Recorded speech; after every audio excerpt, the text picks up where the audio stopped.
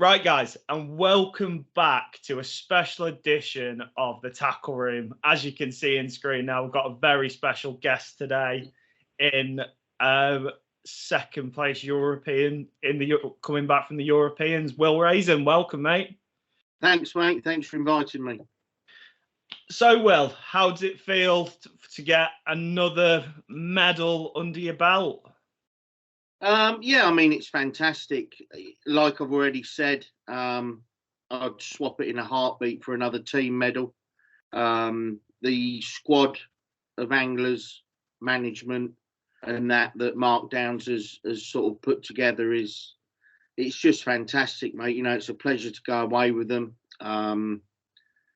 You know, the camaraderie within the squad, the management, the helpers, the this, the that, the everything, make us a force to be reckoned with. And I think over the last 3 to 4 years, our sort of results, our consistency as a team, sort of underlines that fact. But yeah, you know, like an individual medal's nice. I think it's number 9 of my career, individual wise. So it's very nice. But first and foremost, everybody says it and everyone goes on about it. But, you know, let me reassure you that it is a team competition, as is the world's, and we go out there as a team, we fish as a team, and the results that we dearly want are obviously as a team.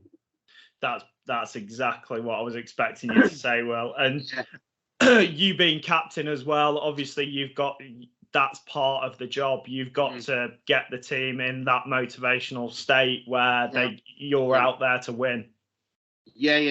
Yeah, I mean, the way it's sort of set up, you've obviously got Mark Downs, who's the manager. You've got Darren Bickerton, his sort of right-hand man.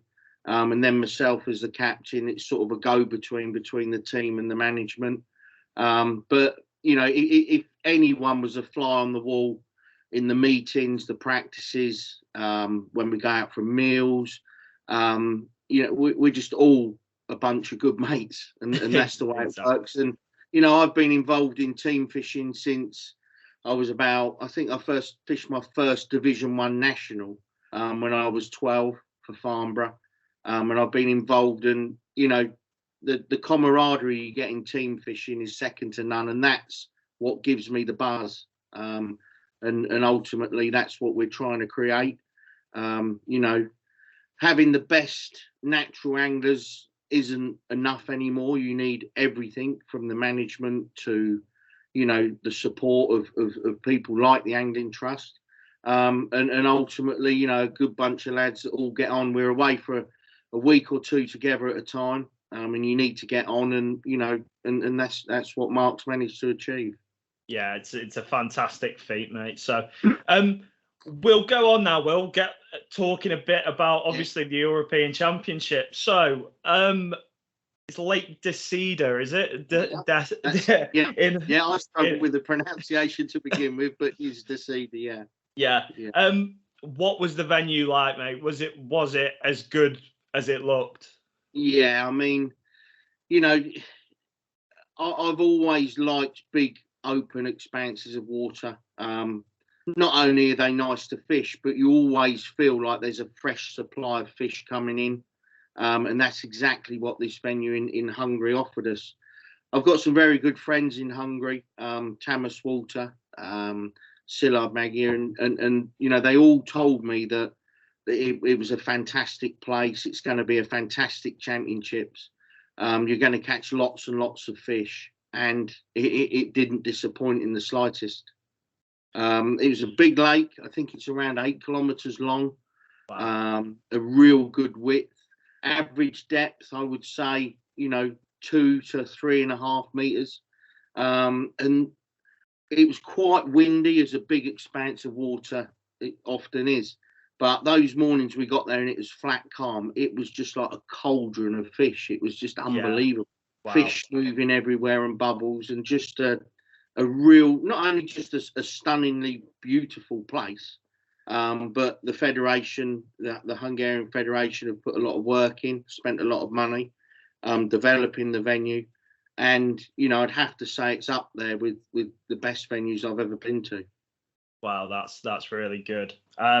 So one of the things, obviously, a few people will know this that are watching this now. You and Si Wilmsmore went out early to just get a look at the venue. Do you think that paid off for you guys? So what you've got to realise is that, you know, I've been involved with the England team since I was 22. I'm 48 now. So I've been involved a long time.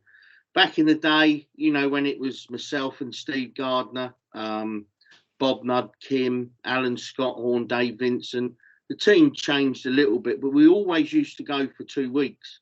And what this allows you to do is, you know, not only get organised as far as bait, as far as finding the sections, acclimatising, because a lot of these venues are very hot.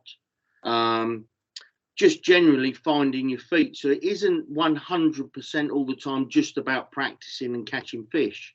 Yeah. For instance, me and Simon Wilsmore, we travelled on the Sunday. We arrived early Monday to our accommodation, which was about a 40-minute drive from the lake. We then had to unload the van, drive back to Budapest to pick up a lot of bait that we'd ordered, to go and buy a fridge for the bait.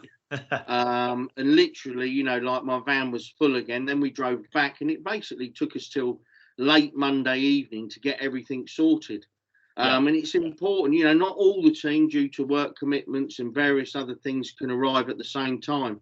But, you know, speaking in depth with Mark, coming up with obviously the logistical side of getting bait, picking it all up, we decided to go that early, myself and Simon. So we actually left my house early Sunday morning, but we weren't fishing until sort of mid-afternoon Tuesday. But again, when you're in this environment, and so many countries now are not only so good, but they take it to the next level as far as organisation. Very, very professional outfits, and you have to match them if you want to compete with them on the bank. And that's exactly the way that we're going about it. So although we left, like I say, early Sunday, long drive, but we had to get to the accommodation, unload our stuff, go back to, and, you know, and it also brings me round to sort of, you know, I talk a lot about, you know, camaraderie in the team, but you also get it with other teams. So we go to Hungary, and people like Thomas Walter and Laszlo, his right-hand man, you know, they're helping us out with bait. We've got people looking for accommodation with us. I met Szilard, who's, again, a very good friend of mine. He gave me some floats that specifically were made for this venue. And it goes on and on and on, you know. And if we go to a venue, you know, my wife's Polish, and she's just helped Thomas book his accommodation for the World Club Championships in Poland. Right. So it's all sort of, you know, we all help each other out. Obviously, the competition side of it is still fast and furious, but you have to go early now. Turning up on the, you know, the day before the official practice just doesn't cut it anymore. So, and like you say, me and Simon went. We fished Tuesday, Wednesday. Cam and Steve arrived on the Wednesday evening, and James and Matt arrived on the Thursday evening. So we all had plenty of time. And what it enables you to do is to obviously catch some fish, get your feeding right. If it's like Lake de Cedar was, feeding ground bait at range and leam at range, getting your catapults right and so on, so that Monday you can really hit the ground running with everything, you know, ready to go, and an idea of how you want to fish. Yeah, that's it. So we'll go on to practice itself now. Well, obviously official practice, you get drawn in boxes. How did that go as a team? Was it different to the pre-practice? I mean, obviously the pre-practice, you know, we were shown a bit by the head guide of the lake, and there was plenty of room for all of us. Where the practice differed a little bit for us is, not obviously there's a 6-man squad, 5 will fish at the weekend. But we actually got allocated 5 pegs, and like I touched on earlier, they've done a lot of work on the lake as far as developing the areas to fish. They've done a fantastic job, but unfortunately in practice we were only allocated 5 pegs. So obviously one person had to sort of miss a day. So I obviously missed the Monday. Steve Hemingway didn't fish on the Tuesday, and Matt on the Wednesday. And luckily, on the Thursday, Friday, we had slightly bigger boxes on a sort of bench, so you're facing away from each other, and that enabled us all to fish on the Thursday and Friday. So the Monday I didn't actually fish, but again, what it enabled me to do on the Monday, Steve on the Tuesday, Matt on the Wednesday, is to go and position yourself behind one of the top teams. I went and sat behind Hungary, had a little walk down to where the French were as well, and just sort of got a, you know, by that stage I sort of knew how I wanted to start and what I wanted to do, but got a good sort of idea of what they wanted to do.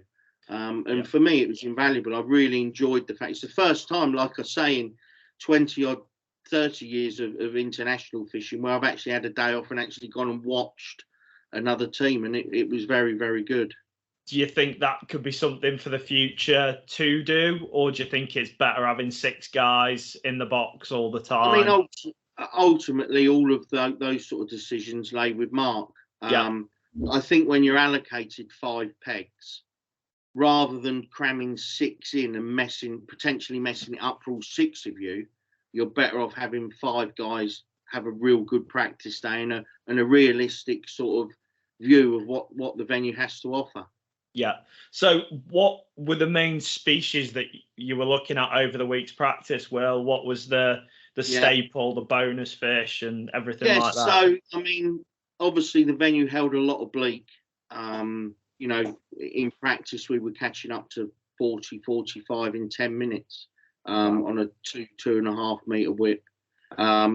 On the match days, you had to go a little bit longer, but the bonus fish was sort of hand-sized skimmers up to 1.5 pound skimmers, and there was an odd carp in there. There's obviously some big carp in there because I had the World Carp Championships there last year. And again, but a lot of the carp that we caught were between £1 and sort of £3. So really, the sort of you bank a fish with a bleak on a whip, and then you obviously moved out and tried to catch some bigger fish on a slider, and if you were lucky, a carp or 2. But it was basically skimmers and bleak. Right. Okay. So obviously practice finished now. Will, what was the team plan going into the weekend? Obviously the competition. So I mean, going back to the actual match length itself, you had A and B, which was up the left-hand end of the lake as you look the furthest away from the dam, hence it was the shallowest. And practice worked out a little bit funny for us on the fact that A and B, the 2 shallowest sections, we were there Monday and Tuesday. Ideally, you want to have your week spread out if the venue is split into 2 different parts. So A and B was shallower, C, D and E was deeper, up to about 2.5 meters. So, you know, it was a case of just catching fish. There was definitely more bleak in C, D and E. So that was a case of, you know, really just targeting bleak. And then, like I say, when you felt the time was right, and this brings me on to the importance of experience and top anglers on the bank. You know, we're very fortunate in the England team to have obviously Mark Downs, who's fished at the highest level, been there, seen it, done it, got the T-shirt. Darren Bickerton, again, a very, very experienced angler, you know, a member of the Starlets team for many years, won massive events. And obviously Nathan Hughes, Cameron's dad, who again has fished at the highest level for, you know, a lot of years. And having these guys on the bank coming back with valuable information is second to none. So as anglers, we're going to our pegs with a rough idea, but a bit of an open sort of game plan. Almost starting on the back foot, just catching bleak, trying to keep up with numbers, and then obviously making your move to bigger fish. And, you know, it can be a bit of a game plan, trying to put other people under pressure to change if you can catch some decent fish. So it was a little bit sort of, you know, just go and just start catching some fish. But, you know, A and B, because we'd been there Monday and Tuesday and not really fished it, you know, Wednesday, Thursday, Friday, albeit we had eyes and ears on the bank, it was a little bit more difficult up there. Whereas, like I say, C, D, and E, we'd spent Wednesday, Thursday, Friday, and we had a pretty good idea what was going to happen there. Yeah. So what was the plan then, Will? So obviously start with bleak. Was that all bloodworm, or was it more just fishing? Well, because of the amount of bleak that were there, I think Matt Goffrey the second day had 200 in the first hour and a bit. You know, it's absolutely flying.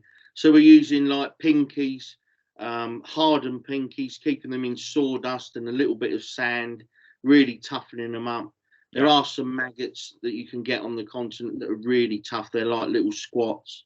But again, you know, a lot of us have prepared some pinkies 3-4 weeks before we even went, keeping them in the fridge overnight, opening them up in the day, letting them crawl around almost so they go a bit leathery. If you're going to use them on English rivers, you'd probably throw them in the bushes and think that they're just no good. So soft ground bait, we used the Census Surface 3000, just little tiny bits, mixed really sloppy, fishing around 1.5 to 2 foot deep, 2.5 and 3 meters, just moving out as the fish went off. But we also fed a long pole, really trying to catch a bit of everything. We didn't catch so many bonus fish on the long pole, but the slider was where our sort of banker sort of method was. We put a lot of bait out there, casters, sweet corn, hemp, some dead maggots, and a little bit of joker and chopworm in about 5 litres of ground bait, which makes about 40 decent balls that you're firing out, 30 metres, most of us fish, laying a big bed. And obviously, you know, that's where you want to sort of do the damage, so to speak. You know, a lot of these countries are very adept at slider fishing now, but a lot of them do want to fish for bleak. And a lot of them seemed almost happy just to target bleak for the 4 hours. And a lot of them did very, very well. But once you chucked a slider out and started catching some decent skimmers up to 1.5 pounds, the pressure went on them, then they had to change. And that's the sort of game plan that we had. It was just fantastic. Yeah, and I think you're talking about pinkies and stuff and hardening up and stuff.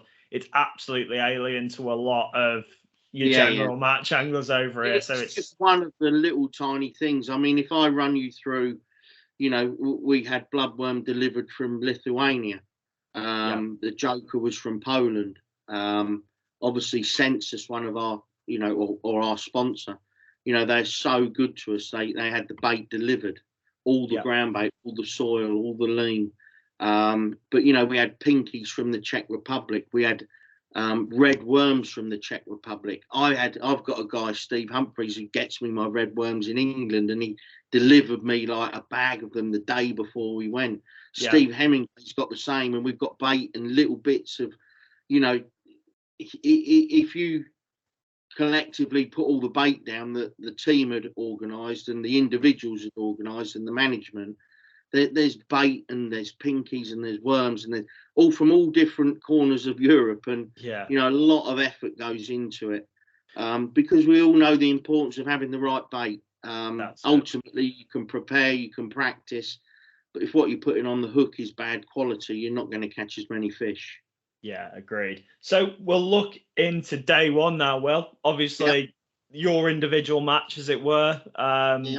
Result, everyone knows, section win. So how did that go? So, I mean, again, I drew in C section, C19. It was just coming out of a little bit of a bay. But again, you know, the banks are really nice. They've made it all nice with stones and grass down to them, and it's just fantastic. A little bit of a twist for me. The European rankings came out just before we went, and fortunately I'm ranked number 1 in Europe. But the guy who's ranked number 1 in the world, Stefan Potalik from France, I actually go next to him the first day. So we had a bit of a battle. I managed to beat him. Again, we started for bleak, but I moved on to a slider after about 45 minutes. And again, I know I mentioned it before, but the importance of having experience on the bank. I was doing well with bleak, and Mark Downs came down to me and said, you know, what do you think? And I said, look, I'm so confident on this slider. I think I can catch some skimmers. And he said, right, 5 minutes and see what happens. And luckily I caught one first chuck. and never looked back for an hour or so. And then I had to change back to bleak. And again, just to give you a fantastic example, Mark had actually moved down the match length to go and help one of the other guys, and James Dent, who didn't fish the first day, fantastic angler, James, just an awesome lad, brilliant angler, and unlucky not to fish the first day. But he was actually running for me and Matt, who were up that end. And there's about 10 minutes to go. And I was on a slider and I just caught a small skimmer, but the tow had really got up at this point and made it very difficult to present the bait, even though we were fishing with like 15-gram floats. James came down and he said to me, look, I think you should fish for bleak for the last 10 minutes. And it's something I was almost going to put my rod down and pick my bleak whip back up and just try and finish on bleak.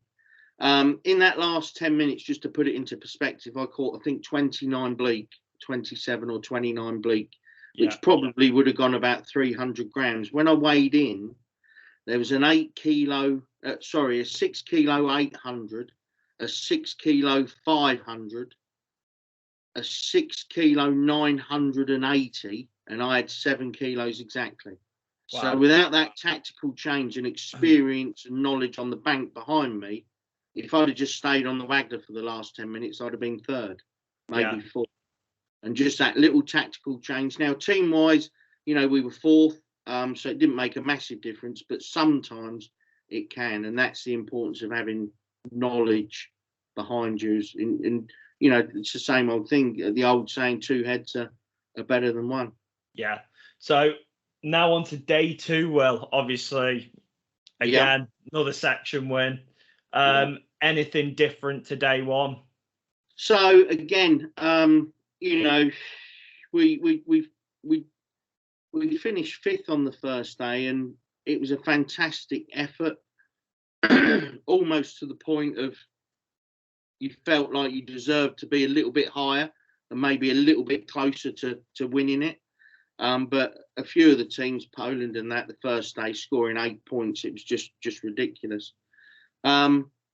But no, nothing really different other than the fact we fished a little bit more positive. So I drew an E section, E11, again, a lovely little area, an area that we practiced very close to, and there was some fish. And I decided, again, collectively with the management, Steve Hemingway was running my section the second day.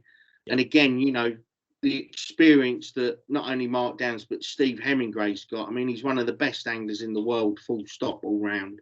And to have him behind me offering me advice was fantastic. And before the match, I made the call to actually start on a slider to ignore bleak, and just try and really fish an aggressive match, try and win or finish really high up in the section so the team maybe could get a medal.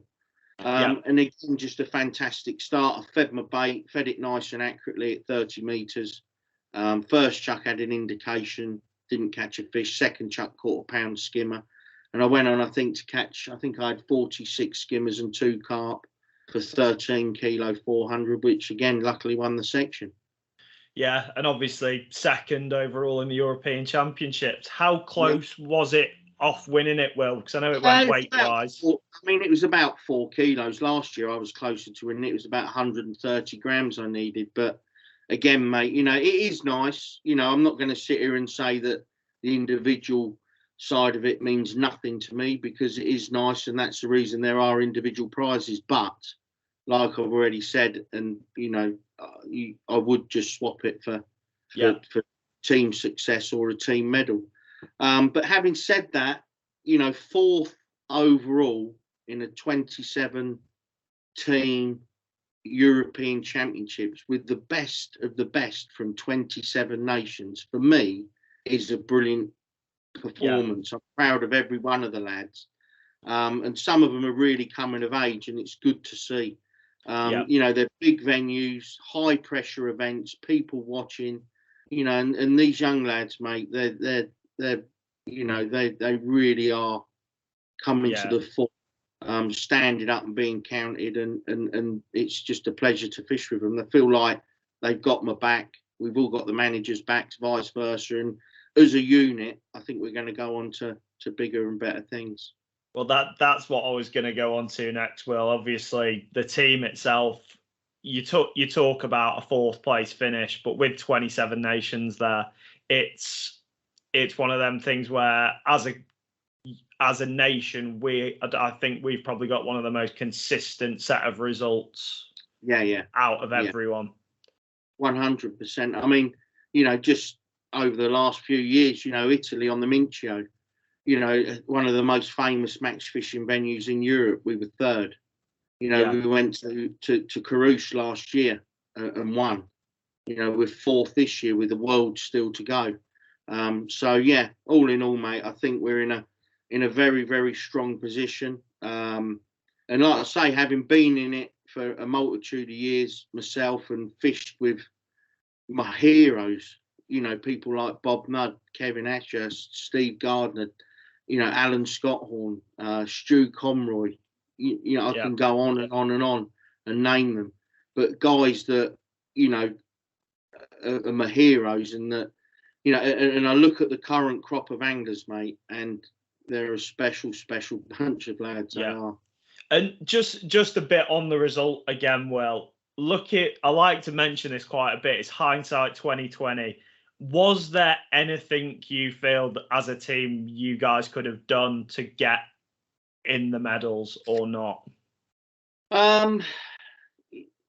Obviously, in hindsight, there is, but hindsight in fishing is, one of those things that I tend to not, focus on. Focus on, because you can't change anything. You can't, in an ideal world, if I'm brutally honest, a few more people on the bank, to go and sit. Just, if we had, instead of Mark, Nathan and Darren having to walk between 5 sections that are, 2.5 kilometres apart, if we could have taken a few of the younger lads to with us for the whole week, and had them camped out up the other end, and they could have come back. Because what you got to realise is that, we fished a few venues lately, where it's the same venue but split into 2. Yep. And we always find that one half seems to let us down, and it's normally the half that we practiced 2 days instead of 3. Yes. So that would be the only thing, mate. But you're asking me to really sort of look in depth at it. But you've got to look at the draw a little bit. Our best sort of end was 3rd from an end. We didn't have an end or a second to end. So but ultimately, I'm not going to sit here and moan about the draw or anything else. Hats off to the teams that won. They're incredible. The standard through Europe now, mate, is frightening. Yeah. The teams, like you've got Hungary, just 5, 6, 7 world-class anglers. People like Thomas Walter walking the bank. Yeah. Thomas Walter for me is bordering on the best angler in the world. And he's not in the Hungarian team. Yeah. You've got the French brimming full of small fish experts. You've got, the Italians that are all, top of their game. And that's, the Polish team, such a such a good team full of highly skilled match anglers. And that's without mentioning, you can just go on. You've got Slovakia, you've got Slovenia, a good friend of mine the second day, Micha from Slovenia. We were 4 pegs apart, but we had a fish for fish battle. He's had 13 kilo, I had 13 kilo 400. They're pushing you all the way, and you give them an inch, mate, and they will beat you. Yeah. So you've got to be at the top of your game, with the best organisation and management, and get that little bit of luck, which I spoke about last year that we had in Portugal, and you can win. A tiny bit of bad luck and a little bit of, maybe not so much rub of the green, and you can't. But the most important thing is we're building something very special. The squad, the team, the atmosphere, and more importantly, as you've touched on, mate, is the consistency of this squad. Yes, correct.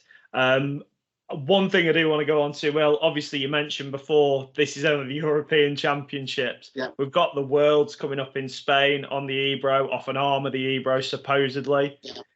What's in store for that World Championships? Again, Spain's one of those places that there's never a bad match in Spain. The organisation's fantastic. All the guys that I know in Spain. I was fortunate enough for a lot of my earlier career to be sponsored by Census for my ground bait. And John Desk used to take me to Spain every November. And I've fished out there a lot. Lovely bunch of guys. The organisation out there is fantastic. I've heard the fishing is going to be absolutely brilliant. Skimmers, Guster type fish, so hybrids, a lot of carp as well. So really, really can't wait for that one. Yeah, and do you think, obviously, going into that, there's a lot more in the World Championships than the European Championships, but do you think it'll be the same countries that obviously dominate going forward? We've spoke about consistency. Yeah, I mean, with these events now, every single team in that, given the chance, can win it. Yes. But obviously the host nations come into it even more. Spain, Portugal, you know, they'll have fantastic teams, fantastic squads. But like I say, and I know I can speak for everyone in the team, we sort of concentrate on ourselves. We're all talking all the time, you know, WhatsApp groups and whatever else, you know, and we've already started sort of organising things. The accommodations booked, we're looking for places to practice, we're getting this organised, that organised, floats organised, and it all starts. But like you say, the World Championships is the #1 event for us through the year, but take nothing away from the Europeans at all. It's an awesome event, and again, myself, and I know a lot of the guys in the team and the squad and the management, you know, we live our fishing is for the World and the European Championships. And, you know, if anyone ever went and witnessed it, or for those of people that have, they would understand exactly why. Yeah, exactly. We'll go on to something a bit different now, Will, really. Yep. Not same sort of topic, same sort of everything. International fishing itself. Do you think there is a new crop coming through? Obviously, you've got your Billy Kirks, your Josh Newmans of the world at the minute. Do you think they are the right people to obviously replace you guys in the future? Well, yeah, I mean, you know, you can't go on forever. I mean, like I say, I'm in my late 40s, but, you know, I've got, you know, I want to carry on fishing all the time. I still feel, you know, enthusiastic. I'm loving my fishing more than ever. And I know, you know, Steve Hemingway, and I'm talking about the older members of the squads, you know, myself, Steve Hemingway, Sean, Simon Willsmore, he's just sort of getting into it. But again, you know, he did fantastically well last week, forced his way into the team, fished both days, did fantastically well. And, you know, that sort of goes to show, but it's not all about youth. You do need a good mixture, which is what Mark has definitely got right in the team, some experience, some youth. But, you know, they're getting better and better and better. And ultimately, you know, we will need people to replace the sort of older guys. But obviously, it's a good problem to have. But one of the biggest problems you have with our domestic fishing is the sort of commercial side of fishing. Yeah. And a lot of the very good youngsters, Christian, you know, I could sit here and Matty, but the you know, Christian Jones, you got Callum Dix. You know, Callum fished at world level for a while, and you know, he's one of the best anglers I've ever fished with. And you know, the Italians, and you know, people like you know, I get asked, oh, what's Callum doing? You know, this, that, and the other by, you know, Italian internationals, French internationals. But, you know, there's a lot. You could sit here and name 15 or 20 people that, if they did go down the international route, you know, they would probably have a chance of making it. But the one thing I want to say is there is a lot to becoming an international angler. Yeah. And this gets overlooked a lot. A lot of people say, oh, so-and-so could just go and fish for England now. Rubbish. Not a chance. Yeah. You know, it's almost like, you know, a taxi driver doing the knowledge or you know, you know, in whatever profession, but doing your sort of apprenticeship. And if you don't do the right apprenticeship, and I often use this sort of comparison, and I think it's quite good. Is you've got commercial fishing and world fishing, and if you compare it to pool and snooker, ultimately the end, what you're trying to achieve is potting a ball. What you're trying to achieve in fishing is catching a fish, but the games are completely different. Exactly. The knowledge, the build up, the everything, and I've got full respect for all the top commercial anglers. Take my hat off to them. I think some of them could easily, with 8-10 years international experience, could fish for England. But all this, they just walk in tomorrow. Trust me, is a load of rubbish. It is. What do you think the gap is, Will? Again, a lot of it's just experience. It's not natural ability. It's experience. Right from, if I said to, whoever, right, I'll take you to the River Sava tomorrow in Slovenia. It's 12 meters deep, 10 meters out. You've got to fish a 25-gram sliding bollo. There you go. Yeah. they wouldn't know. Or you've got to sit next to a French lad who can average 55 bleak every 10 minutes. There you go. Try and beat him. Or you've got to fish a slider at 50 meters into 5 meters of water. Or fish 6 meters deep on a bollo and try and catch 2 chub in 4 hours. It's different. And like I say, I take my hat off to, I couldn't go and compete with some of these commercial anglers, not without, again, getting into it and really going for it and concentrating just purely on that. I can see why people go down that route, but also I'm very trying to think of the right terminology. I'm very sort of defensive because I hear it a lot. So walk into the England team, not a chance. Yes, if it was on a rowing course 6 foot deep full of carp, probably could. But not on the multitude of venues that we fish. And the tactics and, the methods that we have to employ at the drop of a hat. Yeah. You might fish a slider all week and it changed to bollo, which it did last year in Croatia. And you've got to just go boom and be able to do it.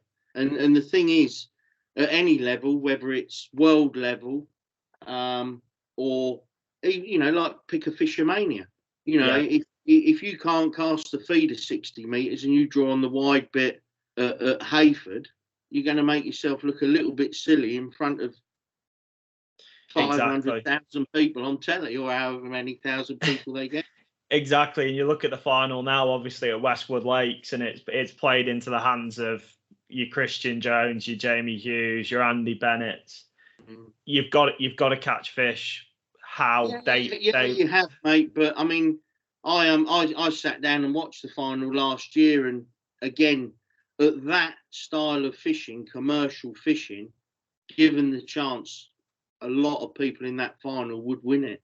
Exactly. There's so many good commercial anglers in this country now, mate.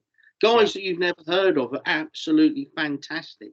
And that's without your Andy Bennetts and your Paul Hollands and your Christian Jones and your Matty Dawes and I could just go on and on and on. Yeah, exactly. That's without them. There's guys, that are absolutely frightening on these commercials that you've never really heard of. And it's what they do. It's what they want to do. And good luck to them. I'm not sitting here having a go. The only thing I'm defensive about is when people say so-and-so could just walk into that team, because I've done it for, like I say, I first fished my first world championships at junior level when I was 16, and I've done it ever since, and I've seen it, and you can't just, it's like saying to Earl Strickland, oh yeah, you're a brilliant pool player, you could just walk in and win the world champs at the Crucible. Not a chance. Yeah, correct, mate. And I think we'll leave it there, Will, but that was obviously great catch up. One thing I will ask, mate, is if we can get a catch up either just before or just after, obviously, the World Championship, whether it's with you or one of the lads, to see how it goes, and we can get something in there. But obviously, and again, on behalf of the whole squad, thank you, Angling Trust, for your support. It goes a long, long way. And it's just nice when we're out a long way from home in these countries, knowing that, we've got the Angling Trust, got our back, sort of thing. So thank you very much. Yeah, and obviously thanks to all the guys that do follow our social medias and stuff like that. You guys obviously make it for us, the reactions, the comments for the guys in the team. So thanks for watching, guys. Thanks, Will. It's been great. No problem. Thanks for the invite.